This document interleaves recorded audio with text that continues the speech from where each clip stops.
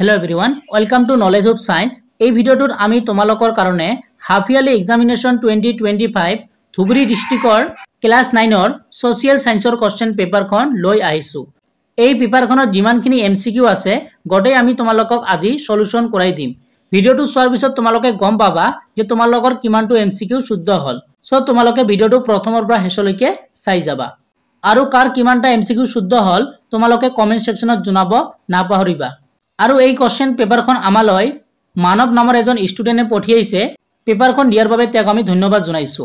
আৰু যদি তোমালোকৰ ডিস্ট্ৰিক্টৰ হাফ ইয়াৰলি এক্সাম হৈ গৈছে তেনেহলে তোমালোকে পেপাৰবোৰ আমাৰ এই নম্বৰটো দিবা 6001745135 এই নম্বৰটোত তোমালোকে পেপাৰবোৰ সেন্ড কৰিবা। তেনেহলে আজি ভিডিওটো আমি স্টাৰ্ট কৰিছো। তো এই পেপাৰখনৰ টোটাল মাৰ্ক আছিল 90 আৰু তোমালোকক টাইম দিছে 3 আৱাৰ্স। তেনেহলে এক নম্বৰ কোৱেশ্চনটো কি দিয়া আছে চোৱা। এক নম্বৰ কোৱেশ্চনটো দিয়া আছে এ অংশৰ লগত বি অংশ মিলোৱা। তোমালোকক এটা মিলামিলি দিয়া আছে। তো ইয়াৰ শুদ্ধত্বটো মই কৈ দিছো। তোমালোকে মিলোৱাৰ পিছত ইয়াৰ শুদ্ধত্বটো পাবা 1 সি, মানে সি হ'ব ইয়াৰ শুদ্ধ উত্তৰ। নেক্সট দুই নম্বৰ কোৱেশ্চনটো কি দিয়া আছে চোৱা। ভাৰতবৰ্ষৰ প্ৰথম ভাইসৰয় কোন আছিল? এ নম্বৰ দিয়া আছে লৰ্ড মাউণ্টবেটেন, বি নম্বৰ দিয়া আছে লৰ্ড কেনিং, সি নম্বৰ দিয়া আছে লৰ্ড ডেলহাউসি আৰু ডি নম্বৰ দিয়া আছে লৰ্ড ৰিপন। তো ইয়াৰ উত্তৰটো কি হ'ব? অপশন নম্বৰ বি যেটো আছে লৰ্ড কেনিং, এটো হ'ব তোমালোকৰ শুদ্ধ উত্তৰ। নেক্সট 3 নম্বৰ কোৱেশ্চনটো চোৱা কি দিয়া আছে তলৰ ঘটনা প্ৰবাহ ক্ৰম অনুসাৰে সজোৱা। তো তোমালোকৰ এটো উত্তৰ কি হ'ব?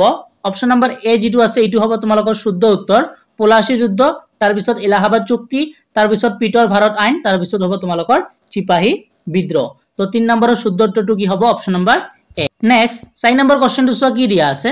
উৰ্দু কবি মোহাম্মদ ইকবালৰ সাৰে জাহাছে আচ্ছা কবিতাটোৰ প্ৰথম প্ৰকাশ আলোচনীখনৰ নাম হল এ নম্বৰ দি আছে আনন্দমঠ, বি নম্বৰ দি আছে ইক্তেহাদ, সি নম্বৰ দি আছে মিৰাট উল আকবৰ আৰু ডি নম্বৰ দি আছে অমৃত বাজাৰ পত্ৰিকা। তো ইয়াৰ শুদ্ধ উত্তৰটো হ'ব অপশন নম্বৰ বি ইক্তেবাদ। নেক্সট 5 নম্বৰ কোৱেশ্চনটো চোৱা কি দিয়া আছে।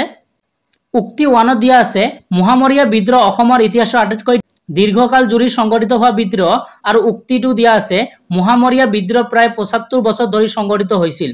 তো অপশনত তোমালোকক দিয়া আছে এ দিয়া আছে দুয়োটাই উক্তি শুদ্ধ, বি নম্বৰ দিয়া আছে দুয়োটাই উক্তি অশুদ্ধ, সি নম্বৰ দিয়া আছে উক্তি 1 শুদ্ধ উক্তি 2 অশুদ্ধ আৰু ডি নম্বৰ দিয়া আছে উক্তি 1 অশুদ্ধ উক্তি 2 শুদ্ধ। তো ইয়াৰ অপশনটো কি হ'ব? অপশন নম্বৰ সি যেটো আছে যে উক্তি 1 শুদ্ধ আৰু উক্তি 2 অশুদ্ধ। তো অপশন নম্বৰ সি হ'ব তোমালোকৰ শুদ্ধ উত্তৰ। নেক্সট 6 নম্বৰ কোৱেশ্চনটো চোৱা কি দিয়া আছে। 6 নম্বৰটো দিয়া আছে এলাহাবাদ চুক্তি স্বাক্ষৰ হৈছিল। এ নম্বৰ দিয়া আছে শাহ আলম আৰু ৰবাৰ্ট ক্লাইভৰ মাজত, বি নম্বৰ দিয়া আছে শাহ আলম আৰু জাহাংগীৰৰ মাজত, সি নম্বৰ দিয়া আছে ৰবাৰ্ট ক্লাইভ আৰু জাহাংগীৰৰ মাজত আৰু ডি নম্বৰ দিয়া আছে লৰ্ড ডেলহাউসি আৰু জাহাংগীৰৰ মাজত। তো ইয়াৰ শুদ্ধ উত্তৰটো হ'ব অপশন নম্বৰ এ শাহ আলম আৰু ৰবাৰ্ট ক্লাইভৰ মাজত। নেক্সট 7 নম্বৰ কোৱেশ্চনটো চোৱা কি দিয়া আছে।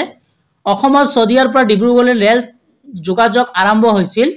এ নম্বৰ দিয়া আছে 1953, বি নম্বৰ দিয়া আছে 1853, সি নম্বৰ দিয়া আছে 1880 আৰু ডি নম্বৰ দিয়া আছে 1883। তো ইয়াৰ শুদ্ধ উত্তৰটো কি হ'ব? Option number D 1883। Next 8 number কোৱেশ্চনটো চোৱা কি দিয়া আছে। ভাৰতৰ প্ৰথম বাতৰি কাকতখন হৈছে। তো ইয়াৰ উত্তৰটো কি হ'ব? Option number D Bengal Gazette. Next 9 number কোৱেশ্চনটো চোৱা কি দিয়া আছে। গাগিনী কোন? এ নম্বৰ দিয়া আছে অষ্টভুজৰ ল'ৰা, বি নম্বৰ দিয়া আছে চতুৰ্ভুজ দেৱৰ ল'ৰা, সি নম্বৰ দিয়া আছে ৰমাকান্তৰ ল'ৰা আৰু ডি নম্বৰ দিয়া আছে কেশৱ দেৱৰ ল'ৰা। তো ইয়াৰ শুদ্ধ উত্তৰটো কি হ'ব? অপশন নম্বৰ এ অষ্টভুজৰ ল'ৰা। নেক্সট 10 নম্বৰ কোৱেশ্চনটো চোৱা কি দিয়া আছে। বেংমৰাৰ বৰ্তমান নাম কি? এ নম্বৰ দিয়া আছে তিনিচুকীয়া, বি নম্বৰ দিয়া আছে ধুবুৰী, সি নম্বৰ দিয়া আছে গোৱালপাৰা আৰু ডি নম্বৰ দিয়া আছে তেজপুৰ। তো ইয়াৰ শুদ্ধ উত্তৰটো কি হ'ব? অপশন নম্বৰ এ তিনিচুকীয়া। নেক্সট 11 নম্বৰ কোৱেশ্চনটো চোৱা কি দিয়া আছে। মহামৰীয়া বিদ্ৰোহ কোনজন আহোম ৰজাৰ ৰাজত্বকালত আৰম্ভ হৈছিল? তো ইয়াৰ শুদ্ধ উত্তৰটো হ'ব অপশন নম্বৰ ডি লক্ষ্মী সিংহ।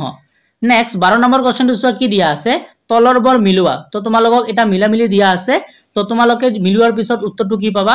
অপশন নম্বৰ এ হ'ব ইয়াৰ শুদ্ধ উত্তৰ। নেক্সট 13 নম্বৰ কোৱেশ্চনটো চোৱা কি দিয়া আছে। ভাৰতৰ জাতীয় কংগ্ৰেছৰ প্ৰথম সভাপতি কোন আছিল? এ নম্বৰ দিয়া আছে মহাত্মা গান্ধী, বি নম্বৰ দিয়া আছে দাদাভাই নৌৰোজী, সি নম্বৰ দিয়া আছে উমেশ চন্দ্ৰ বন্দ্যোপাধ্যায় আৰু ডি নম্বৰ দিয়া আছে এলেন অক্টোভিয়ান হিউম। তো ইয়াৰ শুদ্ধ উত্তৰটো কি হ'ব? অপশন নম্বৰ সি উমেন চন্দ্ৰ বন্দ্যোপাধ্যায়। নেক্সট 14 নম্বৰ কোৱেশ্চনটো কি দিয়া আছে চোৱা। খালী ঠাই পূৰণ কৰা।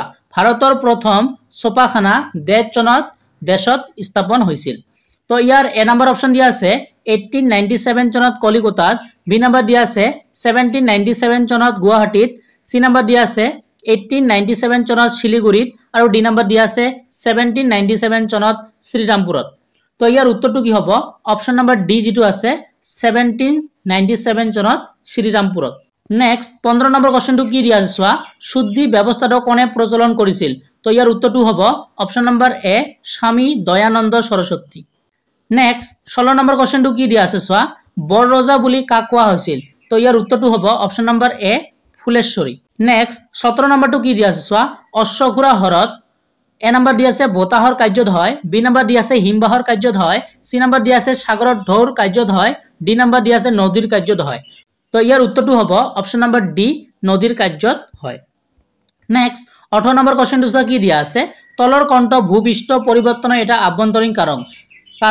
এক নাম্বাৰ দিয়া আছে বতাহ, বি নাম্বাৰ দিয়া আছে আগ্নেয়গিৰি, সি নাম্বাৰ দিয়া আছে নদী আৰু ডি নাম্বাৰ দিয়া আছে বৰষুণ। তো ইয়াৰ শুদ্ধ উত্তৰটো হ'ব অপশ্যন নাম্বাৰ বি আগ্নেয়গিৰি। নেক্সট 19 নম্বৰ কোৱেশ্চনটো চোৱা কি দিয়া আছে, ইনচেলবাৰ্গ শব্দটো হৈছে, এ নাম্বাৰ দিয়া আছে ফৰাচী শব্দ, বি নাম্বাৰ দিয়া আছে আৰবী শব্দ, সি নাম্বাৰ দিয়া আছে গ্ৰীক শব্দ আৰু ডি নাম্বাৰ দিয়া আছে জাৰ্মান শব্দ। তো ইয়াৰ শুদ্ধ উত্তৰটো কি হ'ব?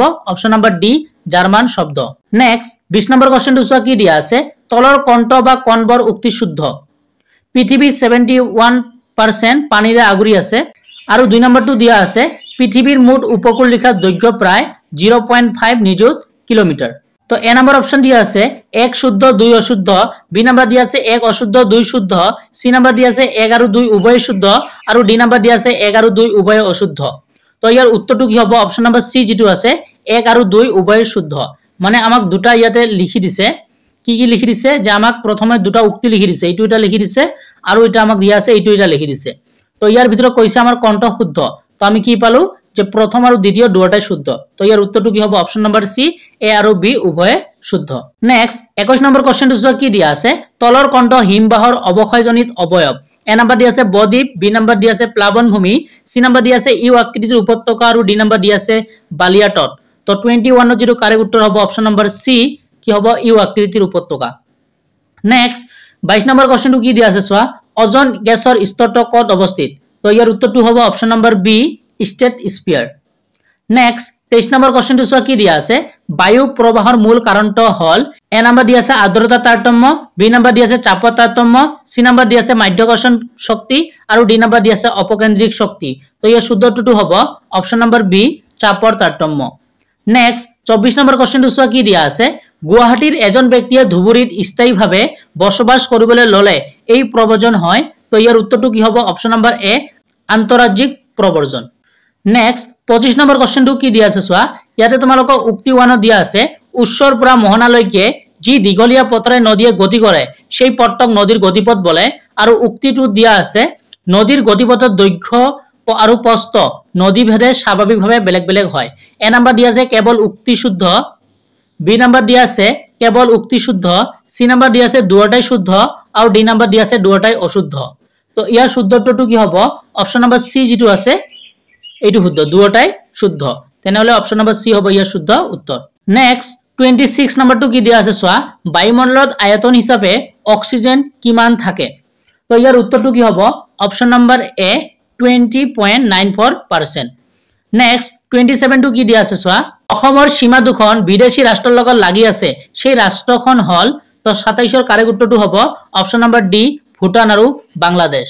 28টো কি দিয়া আছে চোৱা, পঞ্জাব হাৰিয়ানাৰ সমভূমি তিনিটা নদীৰে গঠিত, সেই নদীবোৰ হল, ইয়াৰ উত্তৰটো হ'ব অপশন নাম্বাৰ সি শতদ্ৰ বিপাশা ৰাবি। নেক্সট 29টো কি দিয়া আছে চোৱা, কাজিৰঙা ৰাষ্ট্ৰীয় উদ্যান অৱস্থিত, ক'ত অৱস্থিত হয়? অপশন নাম্বাৰ বি কি আছে গোলাঘাট, নগাঁও আৰু শোণিতপুৰ। তো অপশন নাম্বাৰ বি হ'ব ইয়াৰ শুদ্ধ উত্তৰ। নেক্সট 30 নম্বৰ কোশ্চেনটো কি দিয়া আছে চোৱা, কোনখন চহৰক উত্তৰ পূৰ্বাঞ্চলৰ প্ৰৱেশদ্বাৰ বুলি কোৱা হয়? তো ইয়াৰ শুদ্ধ উত্তৰটো হ'ব অপশন নাম্বাৰ ডি গুৱাহাটী।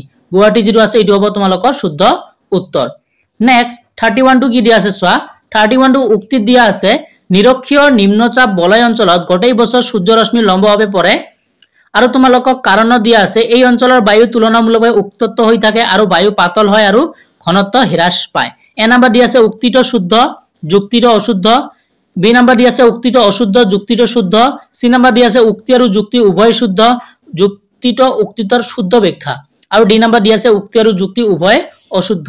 তো ইয়াৰ শুদ্ধটো কি হ'ব? অপশ্যন নাম্বাৰ সি যেটো আছে উক্তি আৰু যুক্তি উভয় শুদ্ধ, যুক্তিটো উক্তিটোৰ শুদ্ধ ব্যাখ্যা। তো 31 সিটো হ'ব শুদ্ধ উত্তৰ। 32 কি দিয়া আছে চোৱা, ধৰা তুমি ৰেলগাড়ী এখনত উঠি ইটানপুৰ পাইছা, এতিয়া তুমি কোনখন ৰাজ্যত আছা? এ নাম্বাৰ দিয়া আছে অৰুণাচল প্ৰদেশ, বি নাম্বাৰ দিয়া আছে ছিকিম, সি নাম্বাৰ দিয়া আছে বিহাৰ আৰু ডি নাম্বাৰ দিয়া আছে পশ্চিম বংগ। তো 32 শুদ্ধটো কি হ'ব? অপশ্যন নাম্বাৰ এ অৰুণাচল প্ৰদেশ। নেক্সট 33 কি দিয়া আছে চোৱা, জোনবিল মেলা ক'ত অনুষ্ঠিত হয়? তো ইয়াৰ শুদ্ধটো কি হ'ব? Option number B Morigaon. Next 34 চোৱা কি দিয়া আছে, অশুদ্ধটো বিচাৰ কৰা। তো ইয়াৰ ভিতৰত তোমালোকৰ শুদ্ধটো কি হ'ব? অপশ্যন নাম্বাৰ ডি যেটো আছে তামিলনাডু তেলেগু দেশম পাৰ্টি। 35 কি দিয়া আছে চোৱা, 35 দিয়া আছে তলৰ কোনখন ৰাষ্ট্ৰত একদলীয় ব্যৱস্থা আছে? এ নাম্বাৰ দিছে ভাৰত, বি নাম্বাৰ দি আছে আমেৰিকা, সি নাম্বাৰ দি আছে চীন আৰু ডি নাম্বাৰ দি আছে ইংলেণ্ড। তো ইয়াৰ শুদ্ধটো কি হ'ব?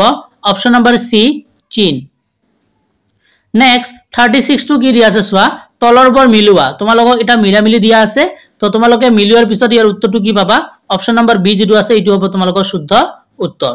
নেক্সট 37 কি দিয়া আছে চোৱা, ইণ্ডিয়ান এছ'চিয়েশ্যন কোনে গঠন কৰিছিল? তো তোমালোকক চাৰিটা উত্তৰ দিছে, তো ইয়াৰ শুদ্ধটো হ'ব option number D Surendranath Banerjee. Next 38 নম্বৰটো কি দিয়া আছে চোৱা, ইউপিআইৰ সম্পূৰ্ণ ৰূপ কোনটো? তো তোমালোকৰ ইয়াৰ উত্তৰটো কি হ'ব? অপশ্যন নাম্বাৰ এ যেটো আছে ইউনাইটেড প্ৰগ্ৰেছিভ এলিয়েন্স। তাৰ পিছত 39 কি দিয়া আছে চোৱা, প্ৰিন্সিপাল অফ ইকনমিক্স কিতাপখনৰ লিখক কোন? তো ইয়াৰ শুদ্ধটো হ'ব option number B Alfred Marshall. 40 number কোৱেশ্চনটো কি দিয়া আছে চোৱা, ৰাছিয়াৰ মুদ্ৰাৰ নাম কি?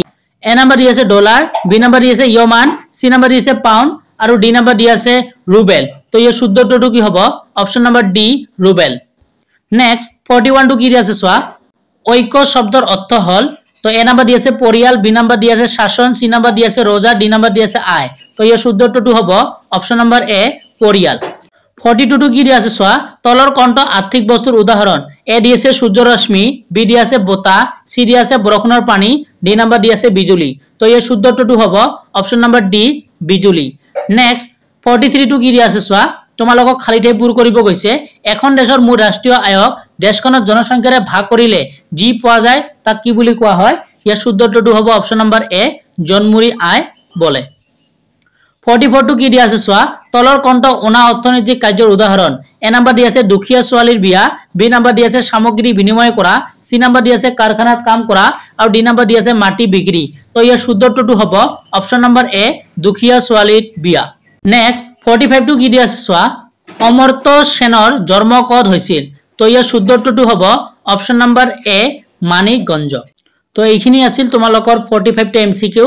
তো গোটেই 45টা এমসিকিউ আমি তোমালোকক সলিউশন কৰি দিলো আৰু কাৰ কিমানটা এমসিকিউ শুদ্ধ হল তোমালোকে জনাবা। এতিয়া মই তোমালোকক বৰ্ড কোৱেশ্চনবোৰ দেখাই দিছো। তো তোমালোকক এইটো এটা বৰ্ড কোৱেশ্চন আহিছে, ব্ৰিটিছ অধীন ভাৰত আৰু স্বাধীন ভাৰতৰ অসামৰিক লস্কৰ সম্পৰ্কে তিনিটা পাৰ্থক্য লিখা। 47 নম্বৰত দিয়া আছে লৰ্ড কেনিঙৰ দ্বিতীয়টো কাৰ্যকাল গ্ৰহণ কৰা তিনিটা সংস্থাৰ উল্লেখ কৰা। 48 নম্বৰ দিয়া আছে স্বামী বিবেকানন্দৰ তৃতীয় চমুটোকা লিখা। 49 নম্বৰটো দিয়া আছে মংগল পাণ্ডে ইয়াৰ আৰম্ভণি কৰিছিল, ইয়াৰ দ্বাৰা কি বুজোৱা হৈছে, ইয়াৰ কাৰম্বৰ লিখা। অৰ দিয়া তোমালোকক এইটো কোৱেশ্চন দিয়া আছে ভাৰতত জাতীয় জাগৰণ গঢ়ি তোলাৰ ৰাজা ৰামমোহন ৰায়ৰ অৱদানৰ বিষয়ে চমুটোকা লিখা। 50 নম্বৰটো তোমালোকক 3 মাৰ্কৰ এটা কোৱেশ্চন দিয়া আছে বাহ্যিক কাৰক মানে কি, কেইটামান বাহ্যিক কাৰকৰ নাম লিখা। 51 নম্বৰটো দিয়া আছে মৌচুমী বতাহ কি, ই কেনেকৈ সৃষ্টি হয়। 52 নম্বৰটো তোমালোকক 3 মাৰ্কৰ এটা কোৱেশ্চন দিয়া আছে অসমৰ সকলো ঠাইতে কিয় সমান পৰিমাণে বৰষুণ নহয়। 53 নম্বৰটো দিয়া আছে ব্ৰহ্মপুত্ৰ সমভূমিৰ বিষয়ে চমুকৈ আলোচনা কৰা। অৰ দি তোমালোকক দিছে উত্তৰ ভাৰতৰ নদী আৰু দক্ষিণ ভাৰতৰ নদীৰ মূল পাৰ্থক্যবোৰ লিখা। 54 নম্বৰটো দিছে মোৰ্চা চৰকাৰ কি আৰু তোমালোকক লাষ্ট 55 নম্বৰটো তোমালোকক 2 মাৰ্কৰ কাৰণে এটা কোৱেশ্চন দিছে ৰাজনৈতিক দলৰ দুটা বৈশিষ্ট্য উল্লেখ কৰা। তাৰ পিছত 56 নম্বৰটো তোমালোকক 3 মাৰ্কৰ এটা কোৱেশ্চন দিছে ৰবিনছৰ অৰ্থবিজ্ঞানৰ সংজ্ঞাটোৰ মৌলিক ধাৰণাবোৰ কি কি।